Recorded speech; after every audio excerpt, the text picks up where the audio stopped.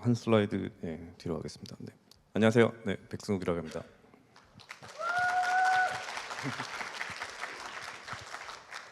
네, 초대받게 돼서 굉장히 영광이고요. 오늘 이 시간에는 From Underground to Global Company라는 제목으로 말씀을 좀 드리려고 합니다. 오늘 여덟 개 이제 스타트업 컴퍼니들이 이제 발표를 하게 되는데요. 저는 이 모든 회사들이 다 글로벌 컴퍼니로 성장할 수 있는 충분한 포텐셜을 가지고 있다고 생각하고요. 그 포텐셜이 현실로 이루어질 수 있는 데 있어서 조금이라도 좀 도움이 되고자 이 발표를 좀 준비를 했습니다. 제가 생각하는 글로벌 컴퍼니는 뭐 꼭 해외에 있는 회사를 의미하는 게 아니라 글로벌 임팩트를 주는 회사라고 생각을 해요. 글로벌 임팩트만 줄 수 있으면 그 헤드쿼터가 미국에 있던 뭐 일본에 있던 한국에 있던 크게 상관은 없다고 생각합니다.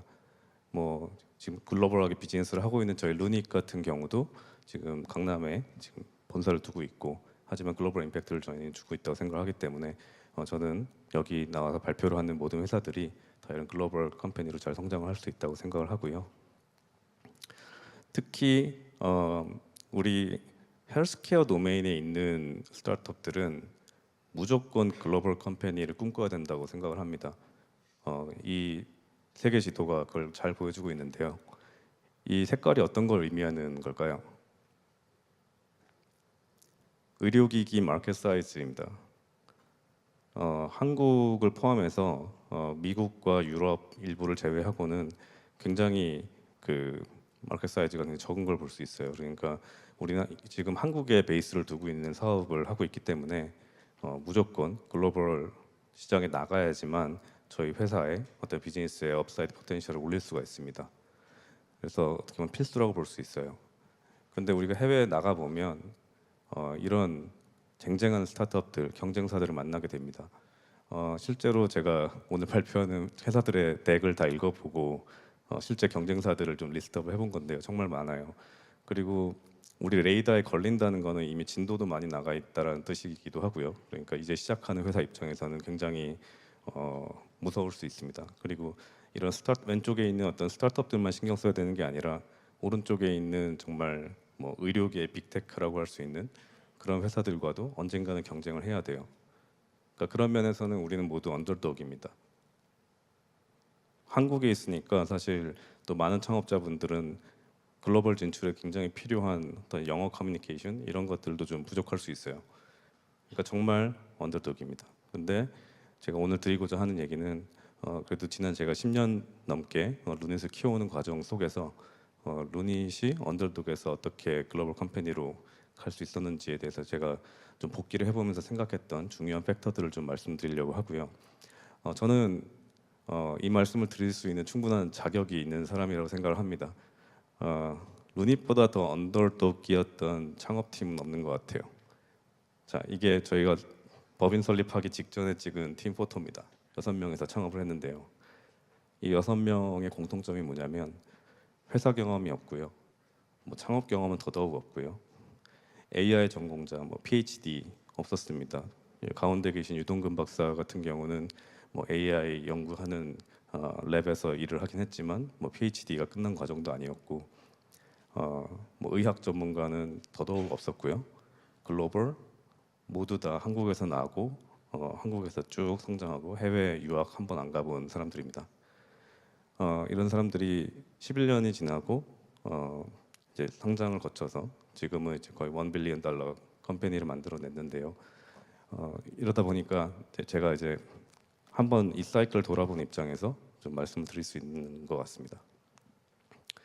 그리고 저희는 정말 처음에 창업할 때는 상상도 못했던 이런 크고 작은 글로벌 경쟁사들과 지금도 시장에서 치열하게 경쟁을 하고 있고요. 그래서 정말 자신 있게 이제 루닛은 글로벌 컴퍼니가 됐다라고 좀 자부할 수 있는 것 같습니다. 그래서 오늘은 언더독의 글로벌 진출기라는 테마로 진행을 할 거고요. 가장 첫 번째로 제가 머릿속에 떠올랐던 거는 우리는 인류의 큰 문제를 푼다라는 어떤 자기 인식인 것 같습니다.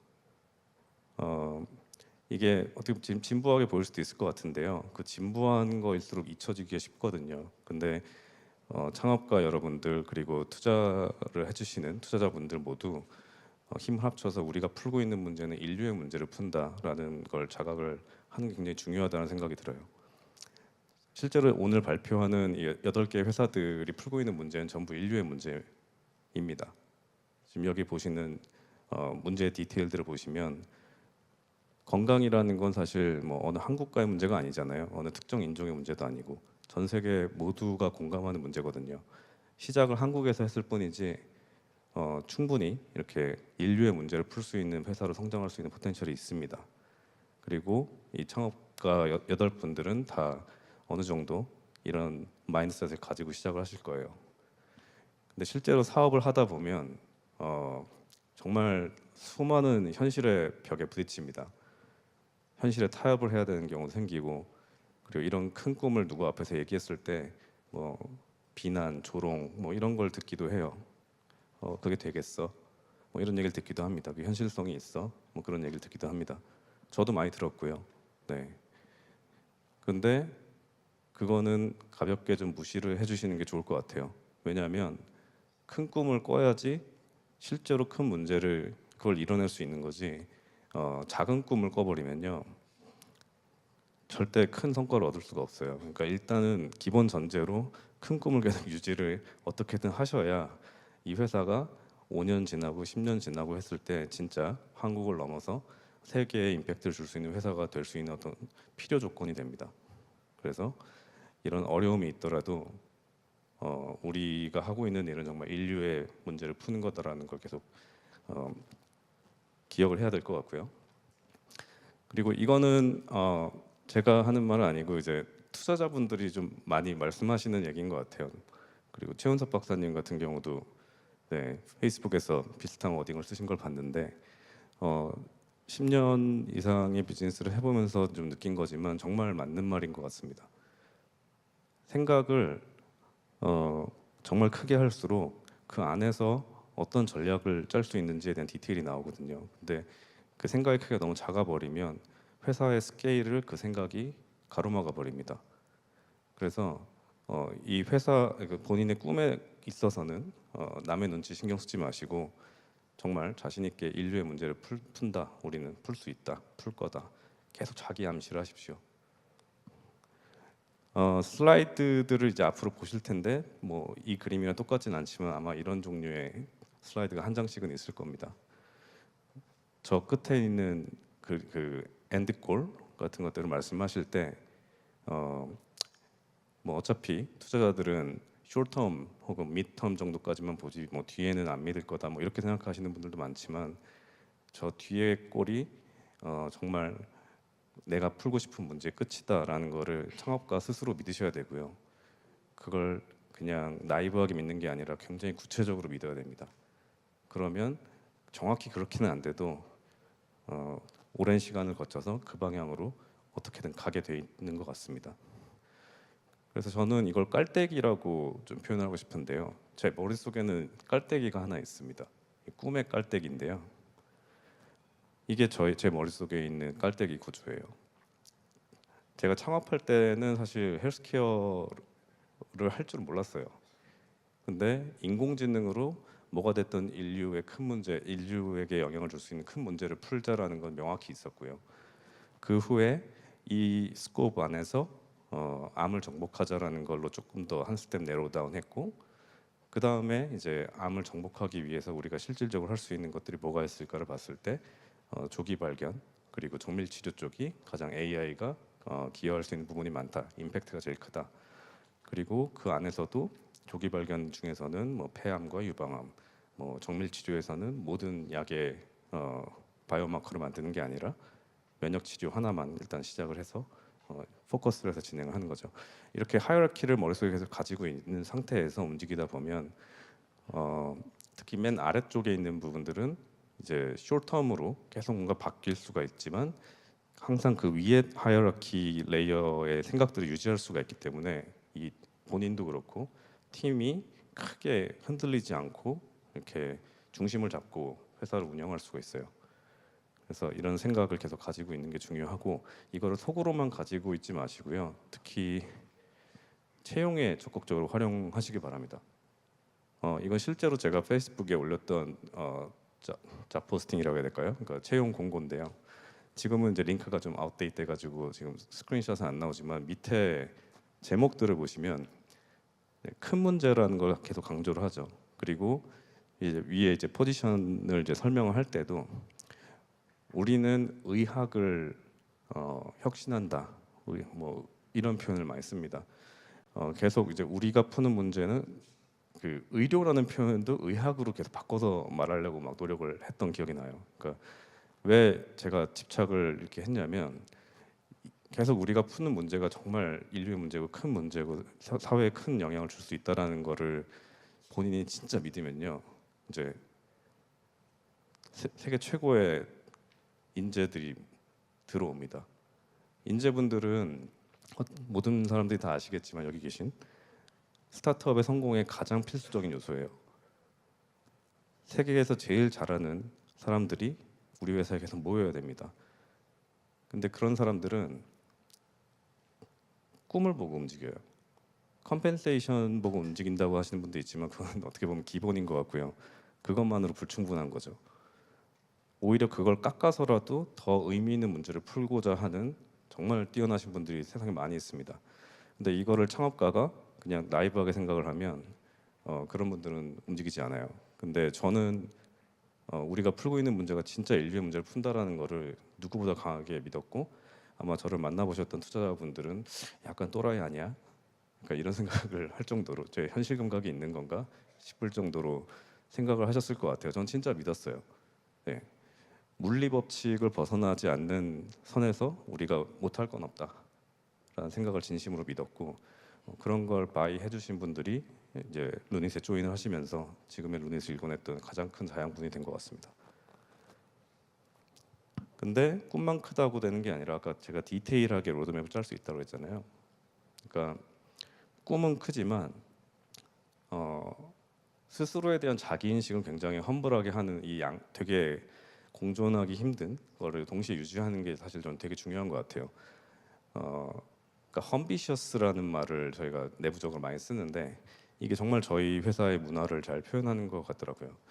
그러니까 앰비셔스한 거는 정말 아까도 어떤 효과가 있는지 잘 말씀드렸는데 거기서 너무 이제 자만을 해버린다거나 너무 낙관적이게 되면 또 그거가 회사를 안 좋게 만드는 방향이 되겠죠. 그런데 저희는 현실 인식은 또 굉장히 객관적으로 험블하게 하고 있고 어떤 계획을 세워도 이게 안 될 가능성이 높다라는 걸 항상 생각하고 있기 때문에 항상 플랜 B, C가 있고 그래서 어떤 악재가 와도 대비가 돼 있고 그런 팀이었던 것 같습니다.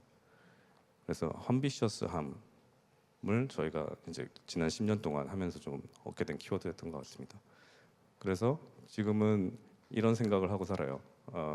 우리가 처음에는 이렇게 암의 조기 진단 그러면 거기에 마켓 사이즈는 얼마 이런 식으로 생각을 하다가 점점 사업을 하면서 제 꿈도 커지더라고요. 그러면서 지금은 우리 인류가 암에 쓰고 있는 토탈 스pen딩이 얼마지? 이런 생각까지 이어지고 조사를 해봤더니 매년 1 트릴리언 달러를 쓰는구나. 그걸 항암제를 만드는 데 쓰든 뭐 의료 비용으로 쓰든 모든 곳에 우리 인류가 토탈 쓰고 있는 돈이 매년 1 트릴리언 달러라는 겁니다. 그러니까 우리가 지금 확장할 수 있는 어떤 사업의 상한선, 인류 레벨의 상한선이 이 정도인 거예요. 그래서 저는 계속 이 생각을 하면서 이 안에서 험블하게 저 오른쪽 아래에 있는 메드텍, 바이오텍 스페이스에서 어떻게 하면 저 밸류 체인을 따라서 올라갈 수 있을지 이렇게 생각하고 있습니다.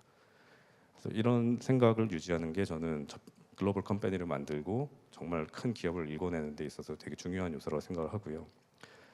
그 다음에는 아까 언더독이라고 말씀드렸죠. 한국은 글로벌 경쟁에서 더더욱 좀 불리한 점이 많습니다. 그런 상황에서 이기려면 무조건 강점을 살려야 된다고 생각을 하고요. 저희도 스스로한테 우리의 강점은 뭘까를 계속 자문을 했었어요. 그리고 우리 팀을 봤는데 특별히 강점이 좀 보이진 않더라고요. 그래서 생각을 좀 많이 했습니다. 우리가 한국에 있고 이런 팀 구성을 갖고 있는데 그럼에도 불구하고 우리가 이길 수 있는 딱 하나의 이유가 있다면 뭘까? 우리는 한국에 있잖아요. 사실 한국에 살면 좀 안 좋은 점 위주로 많이 보이는 것 같아요. 근데 또 생각을 좀 바꿔 생각해 보면 해외 대비 한국이 유리한 점들이 많이 있습니다.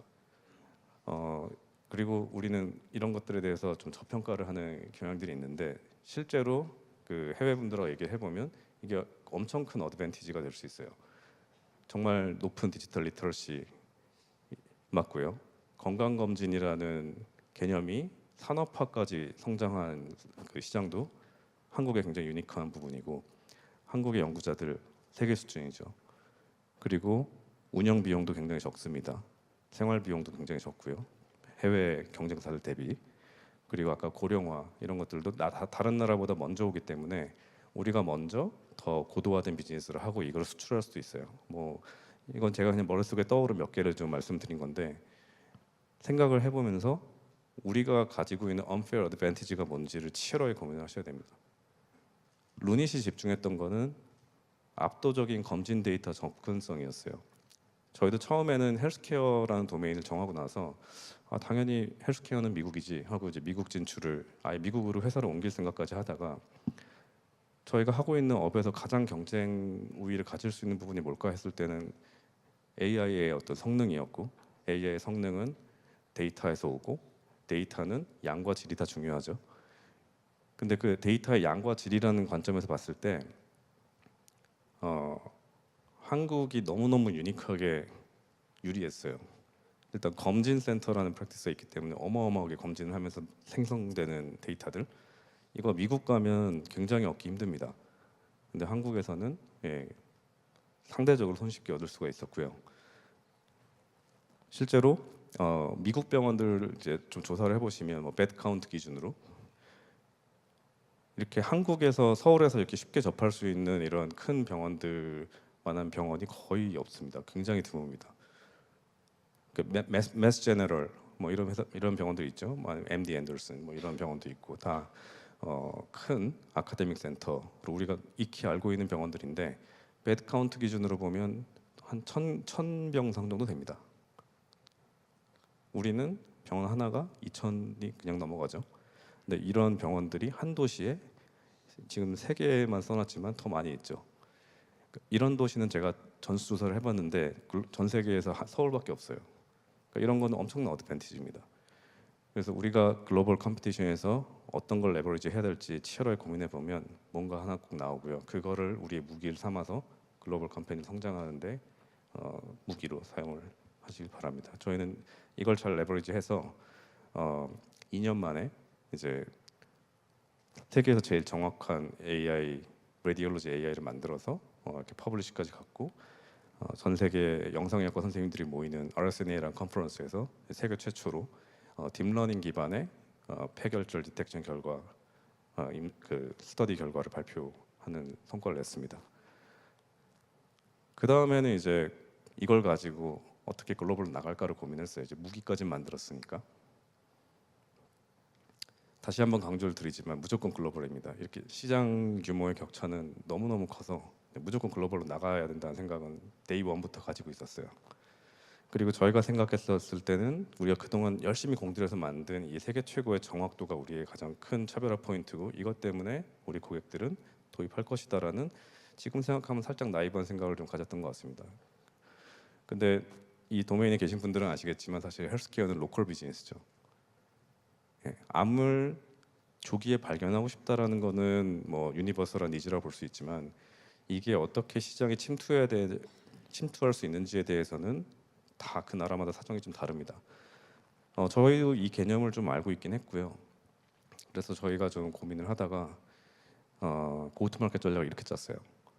우리는 AI를 잘 만드니까 그리고 우리가 타겟하는 해외 마켓의 그 로컬마다 다른 그 특징들을 우린 잘 모르니 세계의 어떤 로컬 강자들을 잘 찾아서 그들에게 라이선스를 주면 그들이 우리 대신에 로컬 PMF를 잘 찾아줄 것이다 라는 생각으로 움직였습니다. 그게 이제 2018년부터 저희가 좀 포커스를 했던 전략이고요.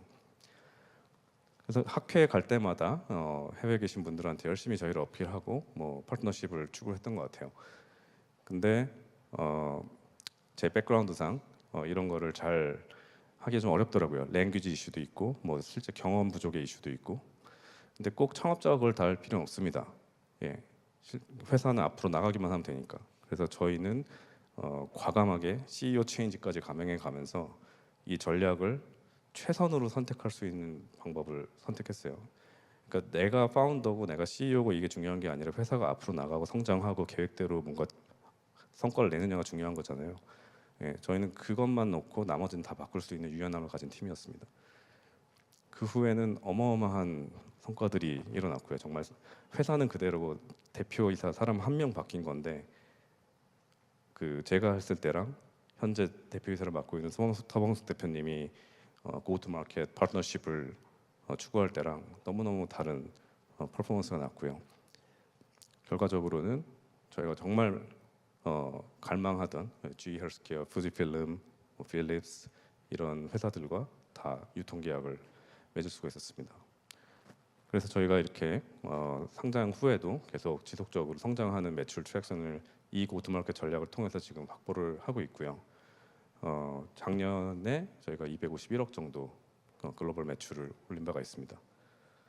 근데 저희는 여기서 만족하지 않고 항상 저는 우리가 지금 있는 포지션이 위태위태할 수 있다라는 생각을 가지고 있고요.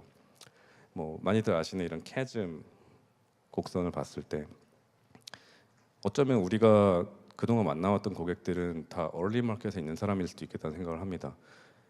실제로 우리가 메인스트림 마켓이라고 하는 그러니까 어떻게 보면 대학병원이나 그런 것이 아니라 정말 동네 병원들에 있는 고객들과 만나봤을 때는 AI에 대한 관심도 그렇게 높지 않았어요. 근데 실제 마켓 사이즈는 그쪽이 훨씬 크겠죠. 그러니까 루닛은 사실 어떻게 보면 지금도 아직 초창기라고 볼 수 있는 거예요. 그래서 우리가 그동안 이제 자랑하던 높은 정확도라는 게 구매의 필요 조건인가 충분 조건인가 이거를 다시 한번 조직 전체에 리마인드를 시키는 작업을 했었고 뭐 답은 다 아시죠. 네, 충분 조건이 아닙니다. 필요 조건이지. 그러니까 우리는 충분 조건을 찾아야 되는 거예요. 그리고 그건 뭐냐면 결국엔 고객은 AI 도입을 통해서 재무적인 어떤 이익을 봐야 됩니다. 비용을 절감하든 환자가 더 와서 매출을 더 내든 strong financial ROI 스토리가 있어야 돼요. 이거를 극도로 집착하는 회사 문화로 변모를 시켜야 됐습니다. 저희가 그동안은 파트너십에 이런 부분을 의존했기 때문에 저희가 이 financial ROI 스토리에 대한 인식이 내부적으로 강하지 않았어요.